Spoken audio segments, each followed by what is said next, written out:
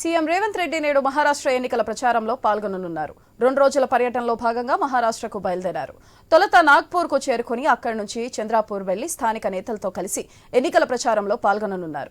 3 నియోజకవర్గాల్లో road show నిర్వహించనున్నారు. రాత్రికి తిరిగి నాగ్పూర్ చేరుకోనున్నారు. అనంతరం నాగ్పూర్ నుంచి నాందేడ్కు సీఎం రేవంత్ వెళ్లనున్నారు.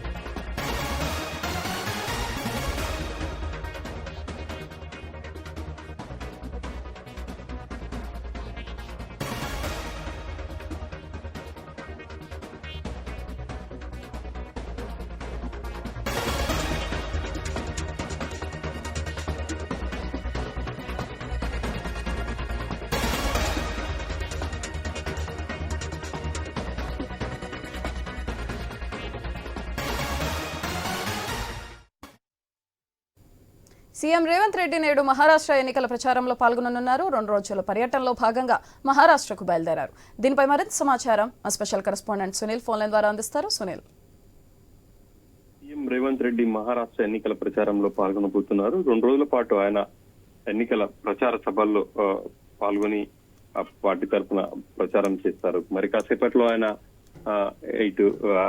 ఇప్పటికే ఆయన హైదరాబాద్ నుంచి బయలుదేరారు. మరి కాసేపట్లో నాగపూర్ చేరుకుంటారు. నాగపూర్ నుంచి ఆయన చంద్రాపూర్ వెళ్తారు. చంద్రాపూర్ లో అక్కడ నేతలతో కలిసి రోడ్ షోలు అదేవిధంగా సభల్లో పాల్గొంటారు. ఇవాళ దాదాపుగా 3 నియోజకవర్గాల్లో సీఎం ఎన్నికల ప్రచార సభలున్నాయి. రాజురా, డిగ్రాస్, వార్దా ఈ 3 నియోజకవర్గాల్లో సీఎం ఈ రోజు ప్రచారం చేస్తారు. మళ్ళీ తిరిగి రాత్రికి నాగపూర్ చేరుకుంటారు. రేపు ఉదయం నాగపూర్ నుంచి నాందేడ్ వెళ్తారు. నాందేడ్ జిల్లాలో 3 నియోజకవర్గాల్లో ఎన్నికల ప్రచార సభలు ఉన్నాయి. 3 నియోజకవర్గాల్లో కూడా పాల్గొంటారు.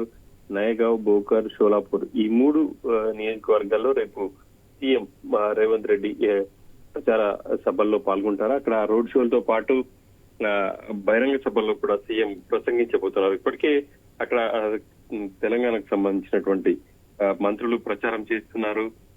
ఉత్తమ్ కుమార్ రెడ్డి, అదేవిధంగా సీతక్క, పొంగులేటి, కోమటిరెడ్డి వెంకటరెడ్డి వీళ్ళందరూ కూడా అక్కడికి వెళ్లి ప్రచారం చేసి వచ్చారు. ఇప్పటికి మరోవైపు సీఎం రేవంత్ రెడ్డి ఇప్పటికే 2 సార్లు మహారాష్ట్రకు వెళ్లారు. అక్కడ తన ఎన్నికల ప్రచార సభల్లో పాల్గొన్నారు. ఇది 3rd టైం అని చెప్పేసి చెప్పుకోవచ్చు. 2 రోజుల పాటు అక్కడే ఉండి ఆయన ఎన్నికల ప్రచార సభలో విస్తృతంగా ప్రచారం చేయబోతున్నారు.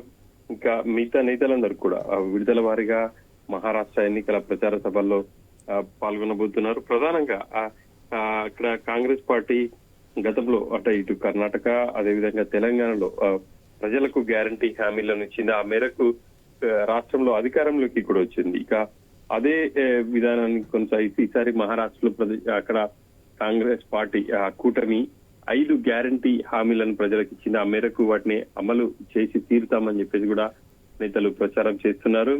తాము అధికారంలో వచ్చిన ఇటు కర్ణాటక కావచ్చు అదేవిధంగా తెలంగాణలో అధికారంలోకి వచ్చిన కొద్ది రోజుల్లోనే ఇచ్చిన హామీలకు శ్రీకారం చుట్టాం. ఆ మేరకు ఆయా రాష్ట్రాల్లో కూడా సంక్షేమ పథకాలు అమలవుతున్నాయన్న అంశాన్ని విరివిగా ప్రజల్లోకి తీసుకెళ్లేందుకే సీఎం సభలు ఏర్పాటు చేశారని చెప్పేసి చెప్పుకోవచ్చు.